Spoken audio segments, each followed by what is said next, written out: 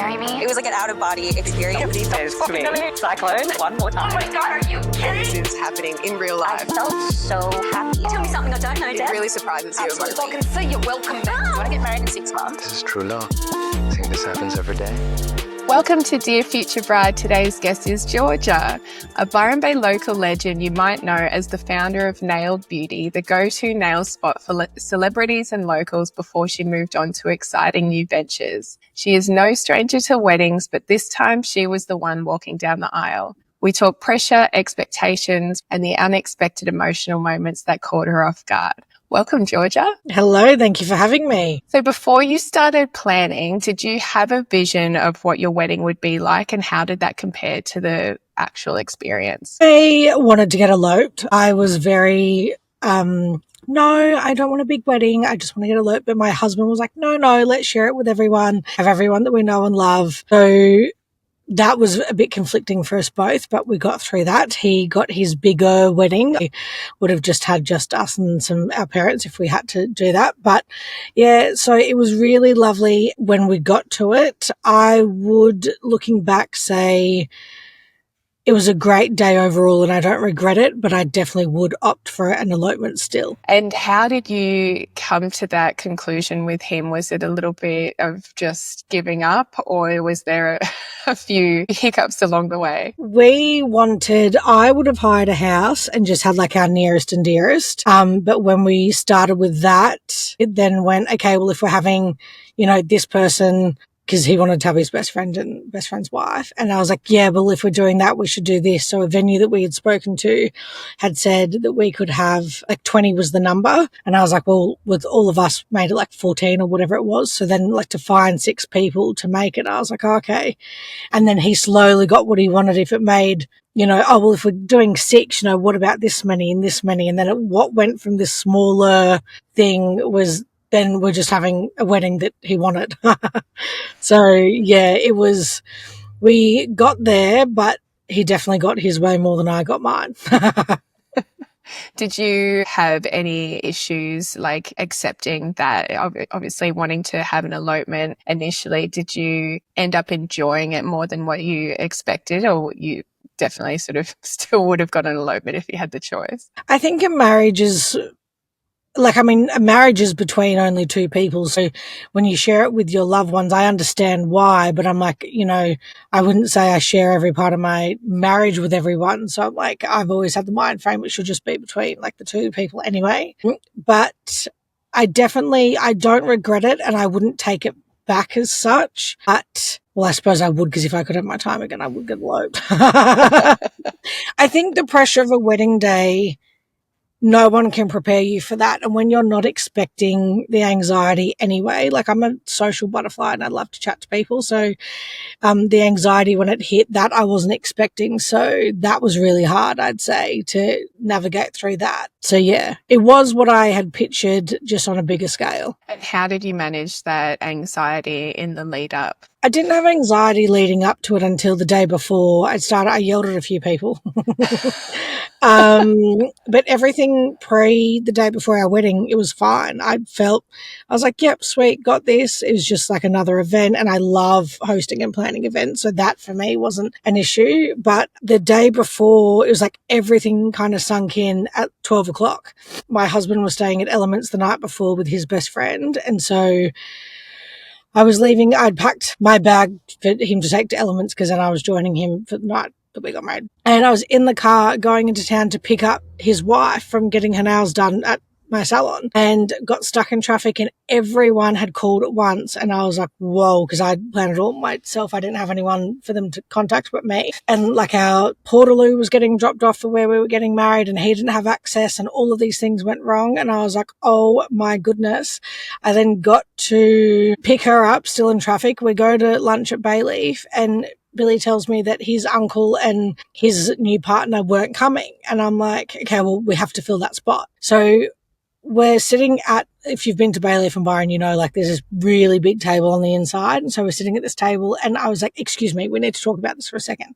And he's like, babe, we'll talk about it after. Like, I'm catching up with Robert. And I'm like, no, like, we're going to talk about this now. I lose my shit in bay leaf. I yelled and I slammed my hand on the table. I was like, we'll talk about this now. And he was like, okay, we're not going to talk about this now. And so then I leave lunch. I didn't even eat anything. I just left. Go check in at Elements. And they're like, we're sorry, we don't have your booking. I was like, what do you mean you don't have our booking? I was like, you have to have it. Like, I paid for this months ago. It's already there. They finally find it, get shown to the room, drop off the stuff, which was not my job, but I'd taken it because I would have killed someone. Then we're sitting around at Elements about to get ready so then we could go for the pre-drinks at the beach hotel.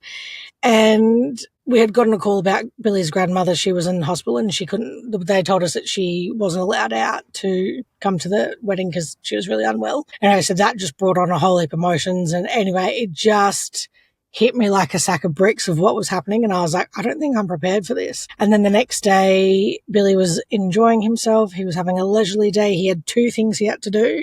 He had to put petrol in the car and get ice. He didn't do either of those until we did a first look, and we had met at Elements first, did the first look, had a glass of champagne. We get in the car. He's like, oh, I need to get ice. I was like, what do you mean you need to get ice? He's like, I need to get ice. So we get ice. Then we go and get petrol at the petrol station that is across from the police station. And he's in his tux get up suit thing. And I'm sitting there with my flowers with my head down like this, like, no one look at me. And everyone's like, there's a bride in there. Oh my goodness. And I was like, I'm going to die. Just swallow my body whole. I'm going. And then we get to the venue and I was like, okay, I'm good. I got this. Like, being with him was very calming. He's a very calm person, luckily. And we were sitting on this one side of like the hill, and our celebrant came and met us because no one knew that we were together. And so we were sitting on this one side of the hill and I was good. And then when I saw everyone, like as we went over to the other side of the hill and everyone's like, oh my goodness, they're together. They're cheering. I was like, I'm not getting out of the car. I'm not getting out of the car. So those emotions I was not prepared for. And when I said my vows, I was like, he knows I'm looking at him, which I was not. I was looking out to the ocean. So I had no emotions. Yeah, I spat out my vows like they didn't mean anything. I showed no emotion. It was all monotone. Everyone was like, all right, you heartless cow. And then after, he was like, you weren't even looking at me. I was like, yes, I was. He's like, no, you weren't. You were looking at the ocean. So that's, it was not what I was prepared for at all. So it was just hard. like highly strung. Oh my gosh. Highly strung. Yeah. I was exactly the same at my wedding. I remember I was fine in the morning, and then I was in hair and makeup, and all of a sudden it hit me like a ton of bricks, and my friends were calling me the ice queen. I was like monotone, just like you deer in the headlights. And it's wild how much anxiety and stress hits you all at once. And it's crazy. Looking back, was there a moment on your wedding day that stands out the most to you? There's a few. So I would say standing out would have been the fact I refused to get out of the car. I was like, I look back now, not that anyone really picked up on it, but I was like, and just had the anxiety that I had with that. I also kept on brushing my hair out of my face because it was so windy. And so there's all these photos of me like moving my hair. So I remember that clear as day. And then there was this one part we were in photos on like the train tracks just past North Byron, going to Elements, and the photographer was like, oh, I'll whisper something in her ear that's going to make her laugh. And I was like, oh goodness, it was like sunset, sun's going down, nice atmosphere, romantic.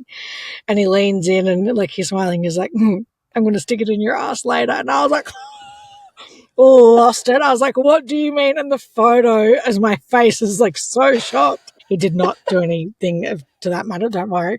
And I was like, and I just looked and she was like, wow, whatever you said really made her laugh. I was like, what is wrong with me? Anyway, after, like, when photos were finished, I was like, what? Like, how did you come up with that? And he was like, it made you laugh, didn't it? I was like, he was like, you were so rigid and uptight, like something had to crack you. I was like, yeah, that definitely worked. So, yeah, that was it's so not like him, but it was so funny at the time. I can't believe, and still to this day, every time I see that photo, I was like, I cannot believe you said that. It's like the highlight in a weird way. The most bizarre highlight of the wedding day. Literally. He would probably say, like, oh, the vows and being with everyone. And I'm like, no, mate, it wasn't. But that makes it so you guys, like, obviously not the act, but It was more just the, he knew that you were struggling and internal and feeling the pressure and emotion and everything like that. So it's, trust the boys to say something like that. Always something to bring you out of your shell. Billy. What was Yeah. the weirdest opinion someone gave you during your wedding planning? A lot of people had said that they're like, you won't eat. And I was like, no, I'm going to eat. Like, I've planned this, I've picked the menu. This is going to be my thing. Like, I'm picking it. And lo and behold, I did not eat. We had up at the venue where the ceremony was, we had like lawn games and like a little bar. We were there for a few hours after. And I had organized the most amazing platters. And so I had 2 crackers, one with beetroot dip that I managed to spill all over the front of my dress. Don't ask. Me and white just don't mix. And then the other one, then when we had gone to the balcony for dinner, I had organized a alternate drop of 2 meals that I really liked. And so I got my meal. I was like, yes. And so I'd had 2 mouthfuls. And I was dragged somewhere and I came back and my meal was gone. It was a little while, so I'd give it to them, but I was like, you've taken my food. So I ended up having a meat pie in the street waiting for a taxi to go back to Elements. So I was standing there in my wedding dress. I had my shoes in one hand and eating a meat pie in the other. It was so bad, but so great. So I'd say, yeah, that was the biggest piece of advice that everyone had said that I did not think would happen. I was like, no, I'll eat, but I didn't. And we didn't even have that many people and I still didn't manage it. So yeah. The anxiety on the day can get a hold of you though. Like, those high emotions, and nobody feels like eating on the wedding day. It's really one of those things that you're strapped in a dress and you forget, and by the end of the night eating your meat pie. Yeah. I also think it doesn't matter how much you drink either, you don't get drunk. So I had the glass of champagne at Elements and I was like, oh, I feel a little, but I had like 2 or 3 wines or something in the photos after, which went for like 5 hours. It was a nightmare and I didn't feel any different. I had only 2 drinks, I think, at the balcony and I felt dead sober. And I was like, this is so weird. It's like that adrenaline takeover is nothing. It's not for everybody though. Yeah. I had a wedding where the bride didn't usually drink and she got absolutely hammered before the wedding day and we had to put off the ceremony to sober her up. So it's not for everyone. I think it affects different people differently with alcohol. So no advice on that. Well, there you go. Don't drink too much. Do not listen to me. Maybe that shows how much I drink. Wow. That's concerning. So any bizarre advice that people gave you during your planning? Nothing too crazy that I can remember now. Most of my planning had already been done. So by the time people got to give their opinion, I was like, oh, well, it doesn't matter. It's done now. See ya. But yeah, nothing that struck me that I was like, whoa, what do you mean? Off air, you were saying that you had some clients that were a bit put off by not being invited to the wedding. Talk me through that. So a few clients had said, oh, I'd love to be invited to your wedding. I'll just have to wait till I find out where it is and I'll hide in the bushes. And I was like, you're not hiding in the bushes. No one's hiding in the bushes. So that made me hunker down more. I was like, no one's going to know where we're getting married. Like, I can't have a client hiding in the bushes. And now I think, well, no. I was like, they wouldn't hide in a bush. They're just saying that. But I was a lot younger then. So I was like, oh my goodness, what if they do hide in the bushes? I'm like, Georgia, please. No one cares that much. You said that the time frame of planning was quite short. Yep. Did you have a clear idea of what you wanted once you decided that it was going to be bigger than what you thought? Did you have an idea of the overall vision before the day? I planned our wedding a bit back to front. Being me in the industry, I picked who I knew that I really wanted for the day first. So I went hair and makeup, which was Alex Houston. I love her immensely. She's done a few things for me. And then I had used Skade Daly as our celebrant. And they both are clients. So that's how I had gone with that first. I was like, they're my non-negotiables. And then the last thing that we had picked was the venue. I went with, if I've got this first, everything else will follow. And it did. So that was really great. But yeah, it all was pretty well done. I'm not one to let a decision sit there for too long. It's either like, yes, no, go with it, move on. So once I got everything, if I got a no from someone, it was a move on. It wasn't like, oh, let me know. Like, no, we're out. next. Yeah, the planning in that aspect went really quickly once that all was done. There were minor things like a potty loo that I didn't even think of because I'm like, it's 3 hours. If you can't hold for 3 hours on the top of a hill, whatever. But everyone's like, Georgia, that's pretty insensitive. What if someone needs to go? And the funny thing was, Portaloo wasn't even used. So I'm like, see, exactly. I'd spent all this money for nothing. But otherwise, yeah, everything was done early. Did it all go smoothly on the day? No, nope. My parents were the last people on the bus. So my mum and her partner, my dad and his partner. And so no one knew that we were together at Elements and we're standing in the bush. Actually, there's this photo. I should send it to you. Billy and I were standing there and Billy's on the phone and his sister calls and she's like, George's dad's not on the bus. And it was like 2:30 sharp. He had to leave. And he was like, what do you mean he's not on the bus? And she was like, well, he's not on the bus. What do we do? Do we go or do we wait? He was like, baby, dad's not on the bus. And she goes, who are you talking to? And he was like, no one. And she was like, are you with Georgie? He's like, no. I was like, you dickhead, you gave that away. So they then ended up just as the bus was about to go. He found a car park and put in. But I'm like, you're the parents of the bride and you're the last people to get on the bus. Like, go figure. So yeah, that was a fun time navigating that one. One job, guys. Exactly. It's only the biggest day of your daughter's life. If you had to do it all over again, what would you spend more money on and what would you skip? I don't think there's anything that I did that I would skip. I was happy with all of that. I would spend more money on the details for after, like before and after. So before we'd done just drinks at the beach hotel to like meet everyone. And then after we didn't have anything, it was just like the wedding day and that was it. I would have spent money on a recovery of like catching up with everyone again and not being so swept up on the emotions of the wedding day. And just to have like a chill day with everyone and enjoy it in that sense. Everyone said that they were like, oh my goodness, loved the day.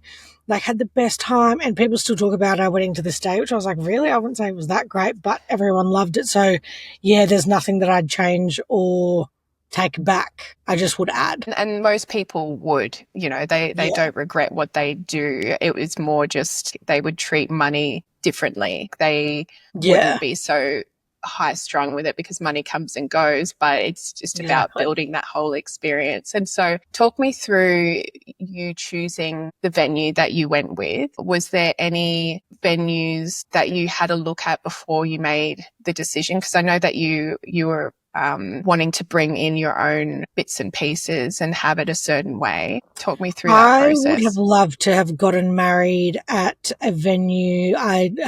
At that point, I'd only seen online. I hadn't been to. It was actually a wedding of yours that I had attended that I went to that I was like, this would have been stunning. But there were things that I had to pay for that might not have been needed, and that threw me. And I was like, I'm not willing to do that. So I hadn't actually seen any venues in the flesh, but there were venues I would have loved. But a venue for me wasn't what I wanted to spend the money on. For me, it's like the finer little details. Like I'd ordered like 10 white umbrellas because it was out in the sun. I was just like, well, if you want to not get sunburn or whatever, they all had to be white. No one wants a Bunnings umbrella. I had bought a whole heap of different size thongs in case, because our venue was a surprise to everyone. No one knew where they were going. So I had white thongs that I just gotten from Kmart in just a box, like a nice basket thing at the front of the aisle that said, if you want to change your shoes, or I can't even remember what I wrote on it, but, please feel free to take a pair, whatever. I then was left with a lot of thongs, but the great part is having an nail salon. I then just gave them out to anyone that had petties, so that was fine. So I spent time on like those little details like that. I didn't worry in the bigger things like the venue. I was like, I'm not going to spend money on that. I'd prefer to spend it on those little things that make the day, in my opinion. Was there any part of the day where you thought would matter more and didn't? No, I don't think so. Our reception, we just had done like a dinner, so that didn't really matter as such. Like all of the fun, like formality part was out of the way. Really before that, the only thing was speeches that went a little bit haywire and crazy. But no, nothing. I had too much of like a hold on that shocked me as such. Talk me through the haywire speeches. So my dad and I, we aren't overly close. We're quite strained. Love him. And I had called him, hence why he was late to the bus. I had called him on the Monday the week of, and we were really close when I was younger. This is a whole other podcast to dive into that story, but we were closer when I was younger, and then when he met his wife and got married, it was a bit interesting. And so I called him and I said, do you want to make a speech? You know, I'm organising that section of it now. Blah, blah. And he was like, thanks so much, George, but like, I don't think it's my place. You know, like, I don't really know what I'd say, but thank you for the offer. And I was like, so fine, no drama. So my mum said the speech for like my side. That was lovely. And then speeches were done. That was it. We moved on. My husband had shed some tears over his grandmother. We'll come back to that story. And then speeches were done, finished. Music came back on because we had only hired a portion of the balcony, but because we were a wedding, they had said, we will cut the music for the whole venue when you go to say your speeches and then we'll bring it back on. And I was like, okay, perfect. So we'd done that. Music came back on. And then my dad comes up to me after and he was like, so I've changed my mind. I do want to say a speech. And I was like, of course you do. So I had to cut the music again for that. And then after some of the boys got a little excited a little early and they all started doing shoeies. And I was like, we are at a venue. I was like, what are you doing? I was losing it. The GM had just turned he was like, daughter, I'm not even looking at that. And I was like, I will pay for your carpet to be steam clean. And he was like, it's so fine. Don't worry about it. Like half the stuff that gets spilled. I was like, Billy, what is happening? Everyone still talks about the shoeies too. I'm like, guys, that is disgusting. Like, we are not animals. And then it was at the top of the stairs is like you go to the balcony, had that private dining room, as I said, in that section of the balcony. And our cake was like along this wall. The door was open, but there was a rope to cross it. And then some rogue drunk people came in and went to start cutting our cake. Aaron, the GM, was like, what are you doing? And anyway, they didn't even get seated. They were then escorted out. So I was like, sorry, drunk people, you shouldn't have touched our cake. They didn't actually touch it. They went to touch it. But yeah, so there's just a few little things that were like funny as such that you wouldn't think of would happen. This is just brogue family members and drunk people. Exactly. I was like, I mean, look, it was quite fun they made it, but still. Let's go back to Billy shedding a few tears during his speech. I had said to him, I was a man of not many tears. We've now been together 18 years and I've seen him shed tears twice. I'm like, you have no emotion. Like, are you emotionless? So I said to him, I don't care if you have a few tears or you cry hysterically, but I need to see something on our wedding day. Like, I need to see you moved. He's like, yeah, okay. Like, of course, of course they've got feelings. And so when we had done the first look and like he turned around, there's a gorgeous photo. He's got a few tears and he's wiping his eyes. It was really sweet. And I was like, oh, great. He got the memo.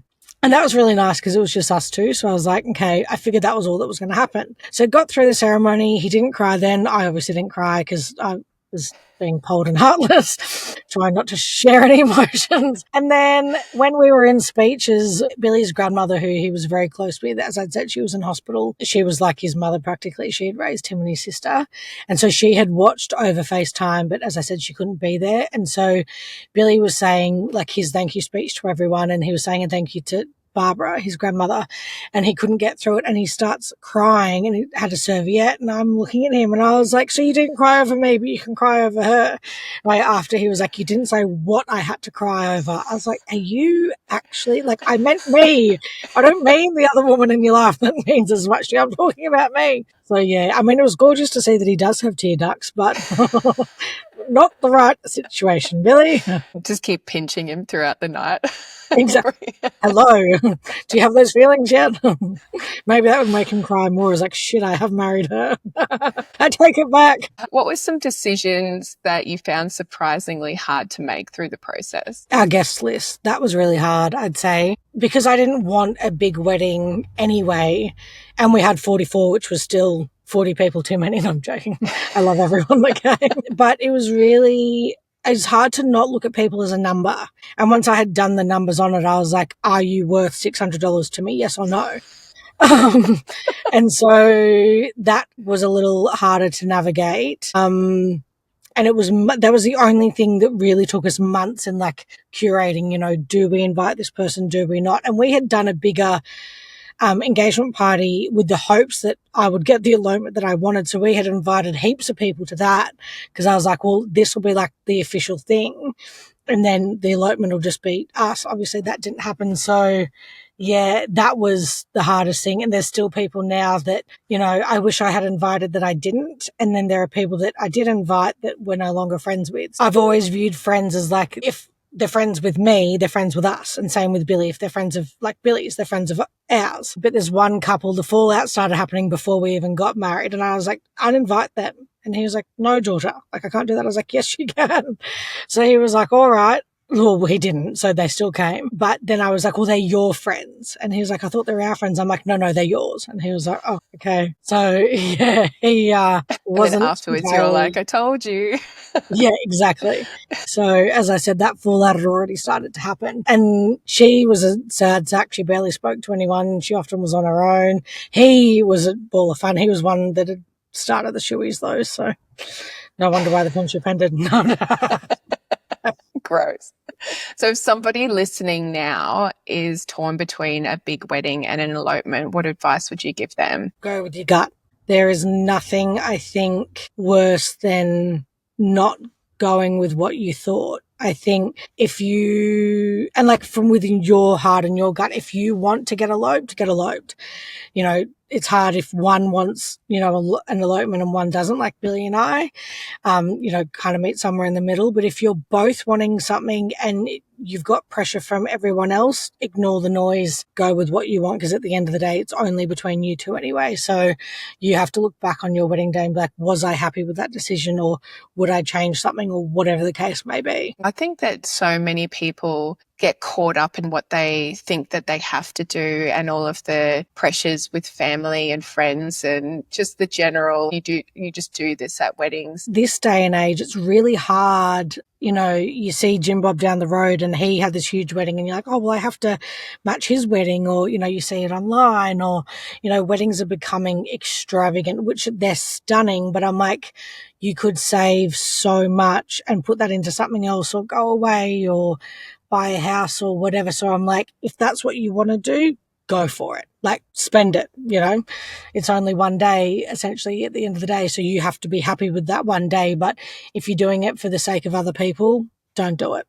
It's not worth exactly. it. And with the traditions as well, bringing those in, all of them are so outdated, but if they mean something to you, then do it. People ask me all the time if they have to do these certain traditions, and it's you can completely do it like back to front if you wanted to. The only legal side of it is that paperwork, and you know, it's about incorporating what's important to you as a couple and your personalities and those meaningful moments. If you want to have a dance party straight after the ceremony, like, do that. Yeah. Like it's stopping you. yeah, exactly. I was going to wear a petrol green wedding dress. Well, it wasn't even a wedding dress. It was a petrol green. It's literally called Petrol, from Bianca Spender. And I saw it on this mannequin and I was like, oh, no, like, no way. And just walking past it, I was like, the color, the this, the that, like, and then this was at David Jones. And so a personal shopper was like, how can I help? And I was like, oh, I'm just browsing. She's like, oh, anything in particular? And I wasn't set on having a wedding dress. I was like, I just want to wear something that I feel nice in. So she's like, oh, come on through. So she took me through to the private area. I was like, wow, okay. So I went through, you know, she grabbed a few dresses and she grabbed that dress. And I was like, I'm not trying that on. Like, no way. Tried it on. I felt like $1 million. I was like, oh, I think I'm going to wear green to my wedding. Like, anyway, I was set on this dress. And what's funny is, still to this day, I still go online and I still see the dress and it's stunning. Oh, it's the Isabella gown, I think, or Isabel or something. It's like a high neck and it comes like just past the chest. The back meat's the same, but it's got this weird, like, you pull it out and like wrap it around and it's got this belt, but it just like flows and fitted perfectly. And then she gave me these Valentino pumps to put on and I was like, this is my wedding outfit. So I left and I called my husband, well, Billy, darling husband now, and I was like, how would you feel if I wore a color that wasn't white? And he was like, yeah, I don't know. He's like, what color is it? He's like, I don't care about you wearing white, but are you going to look like a bride? And I was like, yeah, blah, blah, blah. Anyway, so I had said to him, it's a winter green. And he was like, no, we're getting married in summer. And I'd still say now, if we would ever get married in winter, I would have worn that dress because it was stunning. So yeah, you definitely don't have to go with traditions at all. It's always time for a bow renewal. Get your green dress we in. I have said about a 10-year vow renewal, and I want like a garden tea party. He was like, all right, that's different to what we did last time. But I would have like with 3 people. Yeah. Well, no, I see this is different how we change with age. I said I would do, so we're 8 years this November. If we make 10, that's obviously 2 years away. I could kill him still every now and then, but that's marriage, isn't it? So I said I'd do a garden tea party and it would just be invite whoever and more. I actually wouldn't change my vows. I'd stay with my vows, but I would more just have a party and enjoy it and not be so highly strung like I was. So I don't want to replace the memory. I more just want to add to it and have like the fun side of the wedding that I didn't have. Just soften into that bride feeling a little bit more. Just let myself feel the feelings. Exactly. And not be so afraid to say them. Any other wild stories from your experience? Oh my goodness, there's many. Give the people what they want. What other stories do I have? Going back to my parents, so this photographer had said, that's the one piece of advice, do not spend too long in photos. I think you'll get nicer photos from seeing people around and having the photographer just follow you. Then I had a lot of staged staged in the sense of like, now we'll go here, now we'll do that. Too long. That is a regret. I would change that. That is the one thing I would change. Take that part back to the beginning. As in for the stories, my parents, I had asked them so the photographer had said to me, what to go with photos, this, that. I had yelled at everyone when we were in a group photo. I was like, she was, we're all standing there and we're all in this line. There was only, as I said, 44 of us. And she was like, everyone. So I'm standing there, there's beaming sun. And no one was listening. She was so softly spoken. And I was like, wait for it. Guys, I was like, we have one photo and everyone's like, whoop. And so there's this photo, we're all standing there and I'm like smiling and everyone's like, oh goodness, you can see everyone's like, do I stand up smiling? What do I do? So that was great. And then she had said to me about like, who can I take photos of? Who do you want photos with? What about parents? And I was like, parents will be separate. I was like, there won't be a group photo of the 3 of us because, dynamics. And I don't have any siblings to my mum and dad, so I didn't need to worry about that. And then we're standing there and someone had told me after the ceremony that my parents were seen talking together before we had arrived and because I had a drink before we all got there. I was like, what do you mean they were talking? She was like, this guest was like, they were talking. I was like, what? Okay, so I was standing there talking to my dad and he was like, hang on a second, Kim. I was like, and I look at him and I look back and I was like, why is he calling out for her? He's like, Kim. And I was like, what do you want? And he was like, I haven't smoked in ages, but I need a cigarette. I was like, okay, Mom. And she was like, she looked and she was like, what? And she came over and I already had her blessing to do a photo. I didn't have to ask her, but I was like, oh, would you mind if the 3 of us got a photo? He's like, no, that's fine. My dad's very tall. Unfortunately, I did not get his height. And so there's this photo as she's come over, given the light, I did all that. Anyway, so I was like, Sarah, photographer. So there's this photo and Mum and I like stiff as anything, like arm around each other. And my dad's like semi leant down to try and not be so tall, but you can see you couldn't see he had his sunnies behind my back, but he's holding on to his beard, but his arm wasn't long enough to not be in the photo, but he's got this weird slouch thing going on. I'm like, oh, it's the only photo that I have. Actually, no, Billy was in that photo, so it's the only photo I have of the 4 of us. So that is the photo that made the cut for the wedding book. But I was like, oh my goodness, I can't with this. This is just a nightmare. I mean, I love them and they make for great stories, but yeah. I so appreciate you sharing your experience and I just think that you're amazing. So thank you for coming on. Thank you so much for having me. And I hope at least one person laughs at this and has a great time listening.